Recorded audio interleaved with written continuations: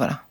Tiens, nous accueillons Matteo Scognamiglio. Bonjour, vous collaborez à cette émission, vous collaborez également à la revue Esprit. Alors vous vous souvenez de votre première grande expérience littéraire, ce moment où vous avez compris que la littérature changerait votre vie? Effectivement, Ali, je m'en souviens comme si c'était hier. Et de façon plus générale, je crois que la vie d'un lecteur est toujours parsemée d'émotions, d'expériences, parfois même de transcendance. Mais il existe peut-être un moment fondateur, une lecture presque originelle, et un moment où on se rend compte que le livre va changer notre vie. Pour moi, ce moment, ça a été la lecture de La promesse de l'aube de Romain Gary. Et le hasard faisant bien les choses, Claire Marin consacre un brillant chapitre à ces fameuses promesses de l'aube dans son dernier ouvrage, en partant des expériences de Gary.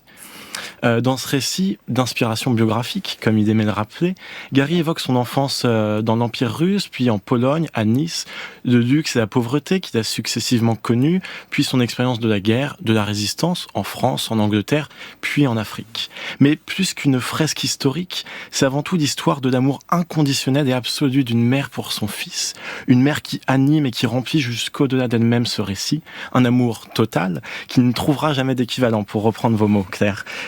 Quand j'ai lu La promesse de l'aube, j'avais 16 ans. Il n'y a pas si longtemps. Il n'y a pas si longtemps, oui. Je commençais mes années lycée à Pontoise. J'étais jeune, encore imberbe, et j'avais des rêves plein la tête.